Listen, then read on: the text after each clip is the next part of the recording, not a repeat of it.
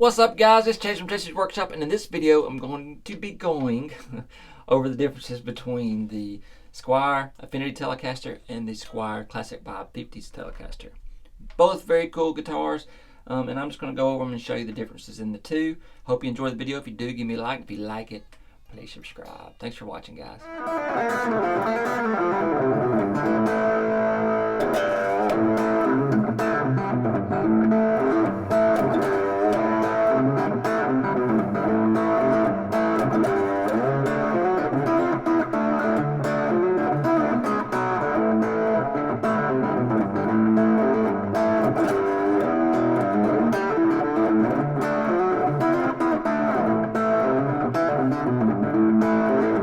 Alright guys, here is the Squier Affinity Telecaster. This one is about $250. This is actually one of my buddies. He gave it to me because he's wanting me to polish up these frets, get the intonation and all that stuff, the setup done on it, and I'm even going to go over getting this nut into spec. Now, one thing to consider when you're buying a lower end guitar is there's a lot of things that these companies do skimp on to keep these guitars in a lower price range. This guitar's only $250. One of the main things that they do skimp on, though, is anything that takes a lot of time for them to produce these guys. One being setting up this nut to be in spec with a standard Telecaster. And they also look at it as, hey, when we ship these guitars all over the world, we don't want these nuts, these humidity changes and things like that to cause these guitars to buzz. So they always set these nuts high. And they do it on a lot of guitars. Usually when you buy a guitar, unless it's a really, really high-end guitar, they're not going to come with the nut at the proper height because they'd like for it to get into whatever humidity or whatever atmosphere that it's going to be in for the rest of its life before any of that stuff is adjusted. So anytime you buy a guitar, you're still going to have to probably do some type of setup on it. Now, with that being said, the one thing that they do skimp on, like I said, is anything that takes time. And one thing that takes time is getting these frets polished and getting them to where they sound the best. Now, if you look at this guitar, you can tell the fretboard looks a little dry. And you can't see it, I know, but I know you'll be able to hear it. The frets have not been polished at all. Normally what they do is they take these guitars, they'll take these necks, they'll use a machine to flatten the necks, flatten the frets, and then I don't know if they do anything to it after that because there's a lot of marks left on these guys and it makes a horrible sound. I'll let you hear it.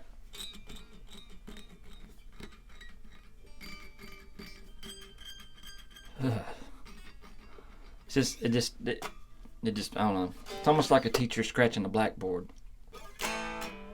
Why do they call them blackboards? Because aren't they green? I hope some of y'all know what the crap I'm talking about. But anyway, so yeah, and that's not a hard fix. I mean, it's easy to polish these guys. Really, if you've got a Dremel tool handy and you want to polish your frets, you can. Now, these do have some pretty big scratch marks on them, so you might even have to hit it with like a 320, 400 grit sandpaper to get. And I am going to do a video where I set this guy up for my buddy, and I'm going to show you how to do that. If I've already done it, I'll put a link right here or a card where you can check that video out. Now, one other thing to consider on this guitar too, if this is a plastic nut on the Affinity Telecaster, which, you know, on a higher end guitar you're going to want a bone nut, and the Classic Vibe comes with a bone nut, which is a pretty good upgrade considering the difference in the prices. Now, like I said, this one's $250. The Classic Vibe is about $450. So you're looking at a $200 difference there of more quality that they can put into that guitar in order to make it sound better and look better.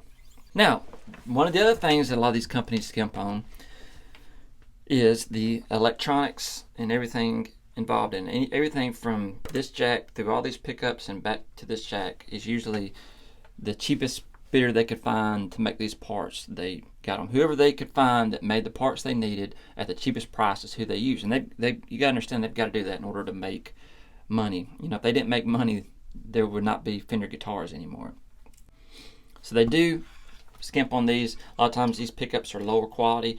When I do all the setup and stuff on this guy, I'm going to tear this thing apart and I'm going to show you all the wiring and stuff like that in it, and let you see the quality of the wiring on this one, and then I'm going to do the same thing on that one where you can see the quality of the wiring on that. So yeah, even these knobs and stuff are a little scratchy. Now, a lot of that is the knob hitting the base plate. and giving it that sound. This switch just feels kind of, doesn't feel very sturdy. It just feels like it's kind of just a, I don't know. It's not like a normal. I mean, it works. Don't get me wrong, but it doesn't feel like it's very substantial switch.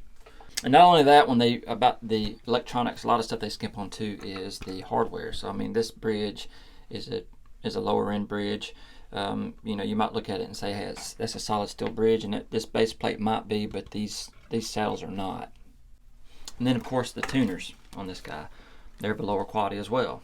Which I've never really had a lot of issues with the tuners, and my G-Bender uses a similar tuners to these, and the neck's very similar too. This is my G-Bender, and as you can see here, it looks like pretty much the same. They look like the same tuners. The neck's very similar. It does have a plastic nut, but as you can tell, I have already polished these guys and got them sounding good, and I've actually oiled the fretboard so it doesn't look so dry. As you can tell here, you can see how the fretboard just looks dry and the frets look kind of grungy. It's just because it hasn't been polished like this one. Now this is a Squire that was made prior to the Affinities, and so as you can tell, they kind of use the same neck, but the body thickness is 1 3/4 inches, and that's one of the big differences in the Affinity, is that the actual body is only 1.5 inches thick, whereas a normal Telecaster, the body is 1 3/4 inches thick. So let me pull the classic vibe up here and you can see that better. So this is the classic vibe. As you can tell, the body's 1 3/4 inches thick, this one's 1.5 inches thick, so it is thinner. So a lot of the guys, when they want to install a V-bender, one of these things, they ask me about it in Affinity, and I tell them, yeah, you can install one in it, but just remember this one's only 1.5 inches thick, whereas, you know, a standard Telecaster is 1 3/4 inches. Okay, so the biggest difference between this guitar and this guitar is you can't tell it because you can't feel it, but this one weighs a good 2 pounds, if not more than that, than this one. So this one's a lot more substantial weight. I was blown away by the weight of this guy when I first bought it. And a lot of that is because I want to say this is a pine body. I'm not sure exactly what wood they used on this one, but this one is a 1/4 inch thinner than this one. So some of that weight's probably in that. Now the second biggest difference between these two guitars is the neck. As you can tell, this neck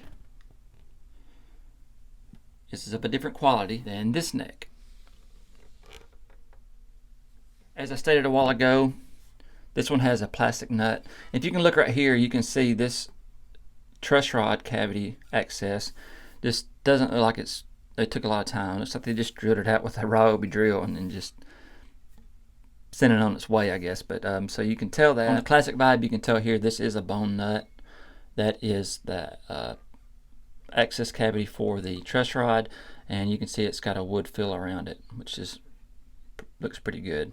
As I was saying a while ago about these frets looking kind of grungy and the fretboard dry, this is the Affinity.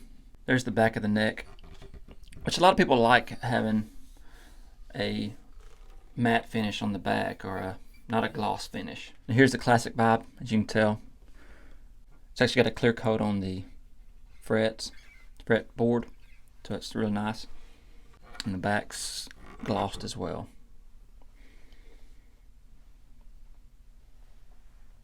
Come on down and look at the actual body of the Affinity. It's very nice, very pretty body. One thing it doesn't have is string furls. Here's the classic vibe body. And like I said, this is a pine body. This one does have string furls in the back. Now if we can look at these pickups, as you can, hopefully you can see here, these pickups look like they have actual bars in here, not magnets, on the Affinity. As you can tell there, the pickups look very similar to the classic vibe, and I won't be able to tell until I tear this thing apart and see, but I'm assuming there's probably a ceramic magnet on the back of this pickup, and then these are just bar magnets, or bars, pieces of steel that stick up to the strings, and that's common on a lot of cheaper end pickups. I mean, they're making them as cheap as possible, and I'm assuming this one's probably the same way. If you look at the pickups on the classic vibe, these look more like bar magnets to me, because they've got the color of a bar magnet and not just a steel rod. So I'm assuming these have probably got some type of magnetic rods that they're using for the actual pickups. And I'm assuming it's the same with the bridge pickup. And like I said, when I do the setup on these guitars, I'm going to tear these guys apart. I've got to tear this one apart because I've got to put a B-bender in it. So it's going to have to be taken completely apart. I'll be able to come in here and look at all these different parts. And when I do that, I'll make a video on it. So here's the switch I went over a while ago. It works. Here's the knobs. That one's a little scratchy, but I think it's just because it's touching the actual base plate. It needs to be adjusted a little bit. Same thing with that one. The input jack's already a little loose. It just needs to be tightened up. Classic vibe. This switch feels a lot more substantial. Feels like it's of better quality. These knobs are set up good, and they feel like they're different quality. I feel like these are more of a better quality knob than what's on the Affinity. This one actually comes with the, I'm not sure what that's called, but where it's the inset for the 1/4-inch jack. So anyways, I'm going to give this one a little jam around on.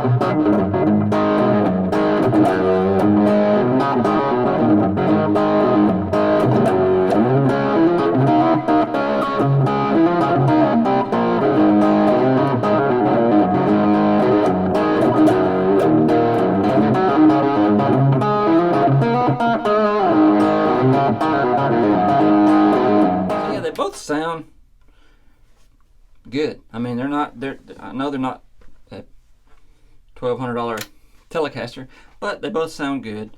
Like I said, this one was $450. That one was $250. So we're looking at $200 price difference there. I think the neck having the bone nut, the frets are in pretty good shape from factory. I haven't polished any of these frets or anything. The only thing I've really done to this guy is I set the intonation. I even set the action on it. I hadn't even checked the nut. I know the nut's probably out of spec with the Telecaster, so I'll be doing that as well with this one. So yeah, I think if you're, wanting to buy a lower end Telecaster, either one of these would be a good option. Just be aware that no matter what guitar you get, even if you probably buy an $800 guitar, it's not going to come set up the way you want it set up, and it's probably not going to come set up to spec either. So anytime you get these guys, you'll have to do some form of setup to make them play perfect. Now if you're just buying this for one of your kids to learn how to play guitar on, I wouldn't worry about all that. I would just buy them a guitar and give it to them, buy them the Affinity, give it to them and say, here, learn how to play on it. And once they start getting better and start doing things that they, bending and things like that, then you might want to take it to a guitar shop, get them to set it up properly, fix the nut, and even polish the frets so that it sounds really nice. As far as the classic vibe goes, this guitar with just an easy setup would probably be perfect for a kid or somebody to learn on, and it's also perfect to get and hot rod it and put pickups in it and stuff like that. And like I said, on the Affinity, it's just hard to put a lot of money into one and get a return on that. If you're looking at it as an investment, it's gonna be hard to buy a $250 guitar and put $400 worth of parts on it and expect to get any of that back out of it. So yeah, that's about it for this video, guys. If you have any questions about any of these guitars that I'm talking about here, I will definitely answer your questions on those. And just be aware that if you want to subscribe to my channel, I'm going to be doing some setup on these guys. I'm going to be dissecting them, like I said, and seeing what's hidden from us behind these pick guards and all these parts and stuff. And so I'm going to be tearing them apart. I'm going to show you how to polish these frets and even get these nuts into spec with a standard Telecaster. So guys, I hope you enjoyed the video. If you did, give me a like. If you liked it, please subscribe. Thanks for watching, guys.